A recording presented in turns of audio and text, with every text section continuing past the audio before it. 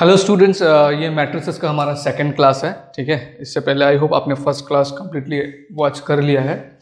तो second class में आप देख सकते हैं टाइप्स ऑफ मैट्रिसेस मैं आपको समझाने वाला हूँ। ठीक है, बहुत ही सिंपल सा कॉन्सेप्ट है, थोड़ा सा ध्यान से सुनिए और ये सारा चीज़ को आपने नोट भी कर लीजिए। ठीक है, तो स्टार्ट करते हैं। पहला है कॉलम मैट्रिक्स। तो कॉलम मैट्रिक्स मतलब ऐसा मैट्रिक्स जिसमें आप सिर्फ एक कॉलम आपको मिलता है, उस तरह का मैट्रिक्स है, उसको हम लोग बोलेंगे column matrix. A matrix with one column. इसमें इस चीज़ में ध्यान रखना है कि ऐसा मैट्रिक्स जिसमें केवल वन कॉलम हो। जैसे ये एक एग्जांपल दिया हुआ है, ये भी हो सकता है बी इज इक्वल टू, है ना, ए बी सी। जस्ट क्या देखना है, एक ही कॉलम अगर है तो उसको हम लोग बोलेंगे कॉलम मैट्रिक्स। दूसरा टाइप है रो मैट्रिक्स। जिस तरीके से कॉलम मैट्रिक्स एक कॉलम होने पे हम लोग बोलते हैं कॉलम मैट्रिक्स। ठीक है, कॉलम मैट्रिक्स में क्या होगा, वन कॉलम। उसी तरीके का है रो मैट्रिक्स। रो मैट्रिक्स में क्या होगा, वन रो। वन रो अगर है तो इसका मतलब वो रो मैट्रिक्स। जैसे इसमें कितना रो था, एक दो तीन रहा था, लेकिन कॉलम एक ही था, इसलिए कॉलम मैट्रिक्स है। तो ये हो गया, देखिए, रो मैट्रिक्स का एग्जांपल। एक ही रो है, इसमें कॉलम चाहे कितने भी हो फर्क नहीं पड़ता, लेकिन अगर एक ही रो है, ओनली वन रो, तो हम लोग उसको क्या बोलेंगे कि वो रो मैट्रिक्स है। थर्ड है टाइप मैट्रिक्स का, वो है स्क्वायर मैट्रिक्स। क्या, स्क्वायर मैट्रिक्स। ये इस तरह का मैट्रिक्स है जिसमें number of rows and number of column ये क्या होंगे, ये इक्वल होंगे। Number of rows and number of column क्या होंगे, इक्वल होंगे। जैसे कि यहाँ पर आप एग्जांपल देख पा रहे हो, यहाँ पे नंबर ऑफ रोज कितने हैं, 1 2 3, एंड नंबर ऑफ कॉलम कितने, 3। तो ये ऑर्डर क्या है इसका, 3 into 3 है। वो m into n ऑर्डर लिखते हैं ना, जिसमें आपका m और n दोनों का वैल्यू सेम होगा, उस तरीके का मैट्रिक्स को हम लोग बोलेंगे स्क्वायर मैट्रिक्स। एक और स्क्वायर मैट्रिक्स आप लोग लिख सकते हैं, b इज इक्वल टू 1 2 3 4। तो इसमें देखिए दो रो है, दो कॉलम है, ये भी एक स्क्वायर मैट्रिक्स हुआ। ठीक है, और c इज इक्वल टू अगर मैं ऐसा लिख दूं 1, तो ये भी एक स्क्वायर मैट्रिक्स ही कहलाएगा, क्योंकि इसमें नंबर ऑफ रो भी एक ही है और नंबर ऑफ कॉलम भी एक है। तो कॉलम मैट्रिक्स देख लिया हम लोगों ने, रो मैट्रिक्स देख लिया, स्क्वायर मैट्रिक्स देख लिया। नाउ डायगोनल मैट्रिक्स का बात करते हैं। तो डायगोनल मैट्रिक्स इस तरह का मैट्रिक्स है जिसमें जो नॉन डायगोनल एलिमेंट्स होंगे वो जीरो होंगे। नाउ ये नॉन डायगोनल एलिमेंट्स क्या होता है, जैसे कि मान लीजिए ये जो लिखा है, a इज इक्वल टू 1 2 3 4 6 8 5 7 9। तो डायगोनल मतलब ये होगा डायगोनल एलिमेंट्स, इसको कहेंगे हम लोग डायगोनल एलिमेंट्स। ठीक है, तो यहाँ पर डायगोनल मैट्रिक्स का फीचर क्या बताया कि जो नॉन डायगोनल एलिमेंट्स है वो सारे के सारे जीरो होंगे। तो नॉन डायगोनल एलिमेंट्स यहाँ पे कौन कौन से हो रहे हैं, ये डायगोनल को छोड़ के जो नॉन डायगोनल एलिमेंट्स है वो जीरो होगा। ध्यान से समझना, डायगोनल को छोड़ के जो नॉन डायगोनल एलिमेंट्स होगा वो सारे के सारे एलिमेंट्स क्या होंगे, जीरो होंगे। जैसे यहाँ पे एग्जांपल दिया हुआ है। ठीक है, देखिए ये डायगोनल एलिमेंट हो गया, ये डायगोनल एलिमेंट हो गया, तो नॉन डायगोनल एलिमेंट्स क्या है, जीरो। इसमें ये हो गया डायगोनल एलिमेंट, तो नॉन डायगोनल एलिमेंट्स क्या हो गया, जीरो हो गया। और ये इसमें तो नॉन डायगोनल एलिमेंट्स है ही नहीं, अगर होता तो जीरो होना होता, तभी उसको हम लोग बोलते हैं डायगोनल मैट्रिक्स। तो सिंबॉलिकली यहाँ पर दिया हुआ है, देखो कि B I J is equal to 0 and I not equal to 0। B I J मतलब इसका जो एलिमेंट्स है, एलिमेंट्स को लिखने का तरीका पिछली क्लास में दिखाया था ना, ए आई जे, तो बी आई जे भी लिख सकते हो आप लोग, जिसमें आई क्या है, आई है रो एंड जे क्या है, कॉलम है। तो यहाँ पर बोला है, देखो बी आई जे क्या होना चाहिए, 0 होना चाहिए जब आई और जे बराबर नहीं है। बराबर नहीं है का मतलब, जैसे इसको अगर हम लोग एलिमेंट्स का अगर सिंबॉलिकली लिखे, तो ये फर्स्ट वाला एलिमेंट क्या है, B11 है ना, first row and first column. ये वाला क्या है, ये वाला देखो सेकेंड रो सेकेंड कॉलम है, ये जो 2 आ रहा है ये सेकेंड रो सेकेंड कॉलम, और ये क्या है, थर्ड रो थर्ड कॉलम। तो यहाँ पर तीनों में देख रहे हो जो डायगोनल वाले एलिमेंट्स होते हैं, डायगोनल एलिमेंट्स में जो आई और जे है वो बराबर होते हैं, आई एंड जे आर इक्वल। जैसे ये B11, ये B22, ये B33, इसमें तीनों में क्या है, जो डायगोनल वाले एलिमेंट्स है वो इक्वल है। ठीक है, तो नॉन डायगोनल वाले एलिमेंट्स कब होंगे, जब आई और जे बराबर नहीं हुआ। जैसे कि ये फर्स्ट रो सेकंड कॉलम है, ये फर्स्ट रो थर्ड कॉलम है, जहां पर आई और जे इक्वल नहीं है वहां पर बी आई जे का वैल्यू क्या होगा, 0 होगा। ऐसा यहाँ पर बोला है सिंबॉलिकली। और डायगोनल मैट्रिक्स जरूरी है ये एक स्क्वायर मैट्रिक्स हो, ध्यान रखना है। स्क्वायर मैट्रिक्स क्या है हमने पढ़ लिया। तो डायगोनल मैट्रिक्स हम लोग अगर बोल रहे हैं तो उसका बाय नेचर ही वो जो है स्क्वायर मैट्रिक्स होगा ही होगा। Diagonal matrix is always a square matrix, इस चीज का ध्यान रखना है। Now next type is scalar matrix. Scalar matrix अगला टाइप है। तो स्केलर मैट्रिक्स क्या होता है? स्केलर मैट्रिक्स ये एक डायगोनल मैट्रिक्स है, ठीक है। तो डायगोनल मैट्रिक्स का क्या डेफिनेशन हुआ अभी भी हमने पढ़ा। तो डायगोनल मैट्रिक्स, आपके दिमाग में डायगोनल मैट्रिक्स एक पिक्चर बना लीजिए। तो डायगोनल मैट्रिक्स है जिसमें जो डायगोनल एलिमेंट्स है वो इक्वल होंगे। तो डायगोनल मैट्रिक्स है मतलब जो नॉन डायगोनल एलिमेंट्स है वो तो जीरो हो जाएंगे, जैसे ये 0 0 0 है, लेकिन जो डायगोनल वाले एलिमेंट है वो क्या होंगे? वो इक्वल होंगे, सेम टू सेम होंगे, तभी हम लोग बोलेंगे ये क्या है? Scalar matrix. क्या है? Scalar matrix. ध्यान रखना। तो इसका मतलब स्केलर मैट्रिक्स भी एक स्क्वायर मैट्रिक्स ही है, क्योंकि अगर स्केलर मैट्रिक्स डायगोनल मैट्रिक्स है तो डायगोनल मैट्रिक्स को तो हम स्क्वायर मैट्रिक्स कहते हैं। तो यानी कि स्केलर मैट्रिक्स भी हमेशा क्या होगा? एक स्क्वायर मैट्रिक्स ही होगा। देखो इसमें भी ये स्क्वायर मैट्रिक्स दिख रहा है, ये भी स्क्वायर मैट्रिक्स ही दिख रहा है। तो ध्यान रखना है, ये तीन को मैं फिर से रिवाइज कर रहा हूँ। स्क्वायर मैट्रिक्स ऐसा मैट्रिक्स जिसमें number of rows number of column equal होंगे। Then comes diagonal matrix. Diagonal matrix ऐसा मैट्रिक्स होगा जिसमें जो नॉन डायगोनल एलिमेंट्स है वो सारा का सारा जीरो होगा। एंड स्केलर मैट्रिक्स में क्या होगा? स्केलर मैट्रिक्स में होगा जितना, ये एक टाइप ऑफ डायगोनल मैट्रिक्स है जिसमें डायगोनल एलिमेंट्स क्या होंगे? वो इक्वल होंगे, ठीक है। तो ये 5 टाइप्स हो गया, और भी टाइप्स है उसको भी देखते हैं। 6th टाइप है आइडेंटिटी मैट्रिक्स, ठीक है। तो आइडेंटिटी मैट्रिक्स भी एक स्क्वायर मैट्रिक्स ही है, ठीक है। इसमें खास बात क्या होता है कि जो डायगोनल एलिमेंट्स, अभी अभी दिखाया था आपको डायगोनल एलिमेंट्स क्या होता है। जो डायगोनल एलिमेंट्स है वो क्या होंगे? 1 होंगे। आइडेंटिटी मैट्रिक्स एक ऐसा मैट्रिक्स होता है, वो तो स्क्वायर मैट्रिक्स होगा, और उसका जो डायगोनल एलिमेंट्स होगा वो क्या होगा? 1 होगा, और जो 9 नॉन डायगोनल एलिमेंट्स होंगे वो क्या होंगे? 0 होंगे, ठीक है। That means square identity matrix एक स्क्वायर मैट्रिक्स भी है, एक डायगोनल मैट्रिक्स भी उसको बोल सकते हैं, क्योंकि डायगोनल मैट्रिक्स का फीचर भी उसमें कि जो नॉन डायगोनल एलिमेंट्स है वो 0 होंगे, ठीक है। एंड उसका खास बात यह है कि जो डायगोनल वाले एलिमेंट्स होंगे वो सारा का सारा 1 होगा, तो ही उसको हम लोग क्या बोलेंगे? एक आइडेंटिटी मैट्रिक्स बोलेंगे। जैसे कि इस तरीके का, ये 1 0 0 1। तो ये जो मैट्रिक्स है इसमें जो आप डायगोनल मैट्रिक्स डायगोनल एलिमेंट्स दिख रहे हैं वो क्या है? 1 1 है। या फिर आप 3 ऑर्डर का भी अगर करते हैं,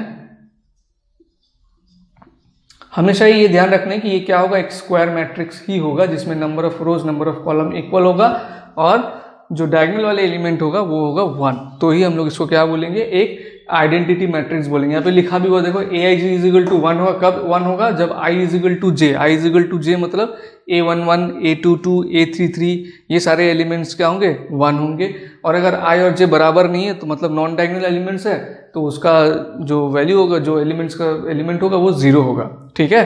2 बात और ध्यान रखना इसमें, स्केलर मैट्रिक्स को हम आइडेंटिटी मैट्रिक्स बोल सकते हैं। स्केलर मैट्रिक्स अभी थोड़ी देर पहले पढ़ा था कि जिसमें नॉन डायगोनल एलिमेंट्स जो है वो 0 होंगे और डायगोनल एलिमेंट्स सेम होंगे और कुछ भी वैल्यू हो सकता है, सेम होगा और कुछ भी वैल्यू हो सकता है, 1 2 3 मतलब रियल नंबर फंक्शन जो भी हम डालेंगे, बट वो सेम होना चाहिए, ठीक है। तो एक स्केलर मैट्रिक्स कब एक आइडेंटिटी मैट्रिक्स बन जाता है? जब उसका डायगोनल एलिमेंट्स 1 होता है, ठीक है। तो इसका मतलब स्केलर मैट्रिक्स डायगोनल मैट्रिक्स हो सकता है जब उसका जो डायगोनल एलिमेंट्स होगा 1 होगा, लेकिन हर आइडेंटिटी मैट्रिक्स को हम स्केलर मैट्रिक्स बोल सकते हैं। हर स्केलर मैट्रिक्स को आइडेंटिटी मैट्रिक्स नहीं बोल सकते। स्केलर मैट्रिक्स में वही मैट्रिक्स जिसका डायगोनल एलिमेंट 1 होगा वो आइडेंटिटी मैट्रिक्स कहलाएगा, लेकिन हर आइडेंटिटी मैट्रिक्स को हम लोग स्केलर मैट्रिक्स बोल सकते हैं। हर आइडेंटिटी मैट्रिक्स मतलब कि आइडेंटिटी मैट्रिक्स वही होता है जिसका डायगोनल एलिमेंट्स 1 है। तो डायगोनल इन सिंपल कि आइडेंटिटी मैट्रिक्स स्केलर मैट्रिक्स है, लेकिन इसका कन्वर्स तब ट्रू होगा जब स्केलर मैट्रिक्स में डायगोनल एलिमेंट्स 1 होगा, सिंपल, ठीक है। और identity elements of any order, मान लीजिए ऑर्डर 3 है तो आइडेंटिटी मैट्रिक्स ऑफ ऑर्डर 3 हम ऐसे दिखाएंगे। Identity matrix of order n तो उसको हम लोग इस तरीके से लिखेंगे, ठीक है। नाउ जीरो मैट्रिक्स या नल मैट्रिक्स, जीरो मैट्रिक्स या नल मैट्रिक्स वो मैट्रिक्स होता है, ठीक है, जिसका अंदर पे जो एंट्रीज है या एलिमेंट्स है वो 0 हो।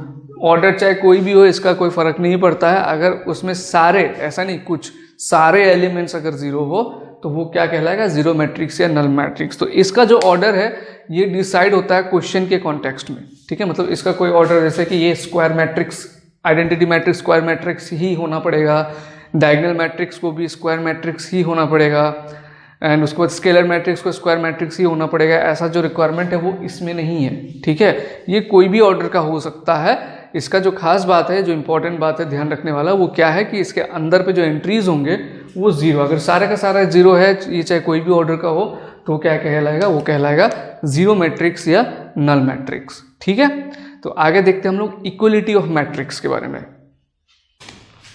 ओके, नाउ हम लोग समझते हैं इक्वालिटी ऑफ मैट्रिसेस को, उसके बाद उससे रिलेटेड एग्जांपल भी मैंने लिया है, एक और एग्जांपल, एग्जांपल 5, उसके बाद उसको भी कर लेंगे। ठीक है, तो डेफिनेशन को देखो क्या बोला है, two matrices A, capital A is equal to A I J and B is equal to B I J are equal. दो मैट्रिक्स को हम लोग या दो मैट्रिसेस को इक्वल तब बोलेंगे जब they are of same order. पहला कंडीशन क्या है, उनका सेम ऑर्डर होना चाहिए। ठीक है, या जो हमारा number of rows and number of column है वो दोनों में सेम होना चाहिए। And each element of A is equal to the corresponding element of B. तो ए जो हमारा मैट्रिक्स है और बी जो हमारा मैट्रिक्स है, वो दोनों का जो कॉरस्पॉन्डिंग एलिमेंट है वो इक्वल होना चाहिए। ठीक है, that is A I J is equal to B I J for all I and J. ठीक है, बट डेफिनेशन कभी कभार कंफ्यूजिंग लगता है। सिंपल ये कहना चाह रहे हैं कि अगर ए एक मैट्रिक्स है, मान लो इसका एलिमेंट है 0 1 2 3, तो ये अगर बी के इक्वल है, तो ये किस ऑर्डर का मैट्रिक्स है, नंबर ऑफ रो इसमें 2 है, नंबर ऑफ कॉलम भी इसमें 2 है, तो ये 2 into 2 ऑर्डर का है। तो ए और बी बराबर होने के लिए बी का भी ऑर्डर सेम होना पड़ेगा और जो कॉरस्पॉन्डिंग एलिमेंट है वो भी सेम होना पड़ेगा। 2 into 2, देखो ऑर्डर सेम। ठीक है, और कॉरस्पॉन्डिंग एलिमेंट इसका A11 0 है, इसका B11 0 है, इसका ये वाला एलिमेंट 1 है, इसका 1 है, इसका 2 है, 2 है, 3 है, 3 है। तो हम लोग सिंबॉलिकली ये सब बोल सकते हैं कि matrix A is equal to matrix B। अगर सिर्फ ऑर्डर सेम हो और कॉरस्पॉन्डिंग एलिमेंट सेम ना हो तो भी ये इक्वल नहीं होगा, या फिर कॉरस्पॉन्डिंग एलिमेंट सेम आ रहे हो लेकिन ऑर्डर डिफरेंट है। जैसे कि मान लो ये 0 1 2 3 A इज इक्वल टू 0 1 2 3 और B इज इक्वल टू 0 1 2 3, ये सेम आ रहा हो, लेकिन उसके बाद 4 5 6 7 8 ये भी आ रहा हो, तो भी ये इक्वल नहीं होगा। कॉरस्पॉन्डिंग एलिमेंट यहाँ तक सेम आ रहा है लेकिन इसमें एक्स्ट्रा एलिमेंट्स भी है, तो in that case also A is not equal to B. और ऑर्डर अगर डिफरेंट यहाँ पर, तो ऑर्डर भी डिफरेंट हो गया, तो ऑर्डर भी अगर डिफरेंट होता है तो भी ये इक्वल नहीं होगा। इक्वल होने के लिए दोनों ही कंडीशन का मीट होना ज़रूरी है, कि वो सेम ऑर्डर का भी हो और साथ ही साथ क्या हो कि उसका जो कॉरस्पॉन्डिंग एलिमेंट्स है वो भी सेम हो, तो ही हम लोग दो अलग अलग मैट्रिसेस को बोल सकते हैं कि दे आर इक्वल। ना एग्जाम्पल 4 में देखो, ये एक मैट्रिक्स आपको दिया हुआ है और ये एक मैट्रिक्स आपको दिया हुआ है, एंड यहाँ पर बीच में इक्वल टू का साइन है, बोला कि दे आर इक्वल। तो हम लोग इसी इक्वालिटी ऑफ मैट्रिसेस को यूज करके इसमें क्या क्या बोला है, find value of A B C X Y and Z. तो यहाँ से इक्वल मैट्रिक्स है, तो इक्वल मैट्रिक्स का जो कॉरस्पॉन्डिंग एलिमेंट होता है वो इक्वल होता है, तो x + 3 इज इक्वल टू 0 हो जाएगा। देखो इसका solution, x + 3 is equal to 0 हो जाएगा, तो x इज इक्वल टू -3। उसके बाद z + 4 is equal to 6, z + 4 is equal to 6, तो z इज इक्वल टू 6 - 4, इसका वैल्यू 2 हो जाएगा। फिर 2y - 7 is equal to 3y - 2, 2y - 7 is equal to 3y - 2, 2y - 3y - 2 + 7, तो 2y - 3y हो जाएगा, -y इज इक्वल टू क्या आ रहा है, 5 आ रहा है, तो y इज इक्वल टू -5 हो जाएगा। ठीक है, तो हमने क्या क्या निकाल लिया, हमने x निकाल लिया, y निकाल लिया, x y z निकाल लिया। अब a b c का बारी है, तो -6 a - 1 is equal to -3, a - 1 is equal to -3, तो a इज इक्वल टू -3 + 1, इसका वैल्यू -2, a का वैल्यू आ गया 2c + 2 = 0, 2c + 2 = 0, तो c इज इक्वल टू -1 हो जाएगा, क्योंकि ये 2 इधर आएगा तो -2, देन उसके बाद ये 2 से डिवाइड करेंगे तो -2/2 -1। उसके बाद b का वैल्यू निकालना है, तो b - 3 इज इक्वल टू क्या है, 2b + 4, 2b + 4, b ये -2b को इधर लेके आते हैं तो ये हो जाएगा -2b 4 + 3, तो b - 2b - b is equal to 7, b is equal to -7। ठीक है, -7। तो ये हो गया आंसर, आंसर लास्ट में लिख दीजिएगा। a is equal to -2, b is equal to -7, c is equal to -1, x is equal to -3, y is equal to -5 and z is equal to 2। ठीक है, बहुत इजी है, बहुत ही इजी है। ठीक है, नाउ एग्जाम्पल 5 को भी देख लेते हैं। वेल स्टूडेंट्स, ये है एग्जाम्पल 5। तो इसमें से आपको सेम 4 की तरह ही है, ए बी सी डी का वैल्यू फाइंड करना है और ये दिया हुआ है आपका दो मैट्रिक्स जो कि इक्वल है। तो इसका मतलब हमको यहाँ से क्या मिलेगा, 2a plus B is equal to 4 मिलेगा और इसको उठा लीजिए, a minus 2b is equal to -3। तो लीनियर इक्वेशन इन 2 वेरिएबल जैसे सॉल्व करते थे क्लास 10 में, वही तरीका यूज करके आप इसको कर सकते हैं। इसको इक्वेशन 1 ले लीजिए, इक्वेशन 2 ले लीजिए, एलिमिनेशन करना है, सब्स्टिट्यूशन मेथड करना है, जो करना है कर सकते हो। ठीक है, तो ये वाली इक्वेशन 2 को हम लोग अगर 2 से मल्टीप्लाई कर देते हैं, मल्टीप्लाइंग इक्वेशन 2 बाय 2, तो हम लोग क्या मिल जाएगा, 2a minus 4b is equal to -6। ये हो गया इक्वेशन 3। अब इक्वेशन 3 से इक्वेशन 1 को माइनस कर देते हैं, इक्वेशन 3 माइनस इक्वेशन 1, तो 2a minus 4b is equal to -6, 2a plus b is equal to 4। Minus करेंगे तो ये minus minus minus, sign change हो जाएगा, 2a कैंसिल, -4b और -b हो जाएगा -5b इज इक्वल टू -10। तो ये minus minus cancel, b is equal to 2 आ गया, तो b इज इक्वल टू 2 आ गया। ये कोई भी इक्वेशन में डाल दो, इक्वेशन 1 2 3 में से putting b is equal to 2 in equation 1। तो ये जो मेथड यूज कर रहे हैं एलिमिनेशन मेथड है, आप कोई भी मेथड यूज कर सकते हैं जो भी आपको आता है। ठीक है, तो इक्वेशन 1 में पुट कर देते हैं b का value, 2a plus 2 is equal to 4, 2a 4 minus 2, a is equal to 2/2, therefore a is equal to 1। a का वैल्यू आ गया, b का भी वैल्यू आ गया। अब c एंड d के लिए सेम तरीका यूज करो। तो यहां पर देखो 5c minus d, 5c minus d is equal to 11, 4c plus 3d is equal to 24।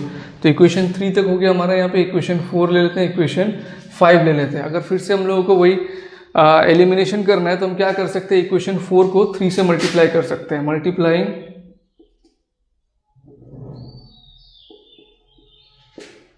Equation 4 bye 3। तो 3 5 जा 15c minus 3d is equal to 11, equation 11 नहीं सॉरी 3 से मल्टीप्लाई कर रहे तो 33। तो अब इक्वेशन 6 से इक्वेशन 4 को माइनस कर देते हैं, equation 6 minus equation 4, we get 15c minus 3d is equal to 33, 5c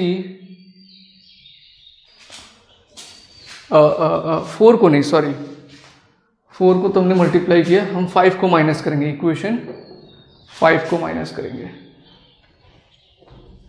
क्योंकि 4 से ही तो मल्टीप्लाई करके हम ये इक्वेशन लेके आए। ठीक है, तो माइनस करना है हमको इक्वेशन 5 को, 4c plus 3d is equal to 24। तो यहाँ पर ऑलरेडी ये ऑपोजिट साइन का है तो हम लोग इसको माइनस नहीं बल्कि ऐड करते हैं। ये ऑलरेडी ऑपोजिट साइन का है, माइनस करेंगे तो फिर सेम साइन का आ जाएगा। ठीक है, तो प्लस करते हैं इसको, प्लस करने से ये कितना हो जाएगा, 19c minus 3d plus 3d cancel हो जाएगा, ये हो जाएगा 57, c is equal to 57 by 19, c का वैल्यू हो गया 3। तो c का वैल्यू 3 हो गया। आप इक्वेशन 4 में पुट कर दो, putting c is equal to 3 in equation 4 we get 5 into 3 c का वैल्यू 3 आया है, minus d is equal to 11, 15 minus d is equal to 11, minus d is equal to 11 minus 15, minus d is equal to -4, therefore d is equal to 4। ठीक है, last में लिख दीजिए ए B C D का क्या क्या वैल्यू है हमारा, a is equal to 1, b is equal to 2, c is equal to 3 and d is equal to 4। ये हो गया आंसर्स। ठीक है, तो एग्जाम्पल हमने खत्म कर लिया। ये वाले वीडियो पे आपको एक्सरसाइज मिल जाएगा, इसके बाद कंटिन्यू में आप एक्सरसाइज को भी ख़त्म कर लीजिए, एक्सरसाइज 3.1। ठीक है, तो उस वीडियो को देखना शुरू कर दो।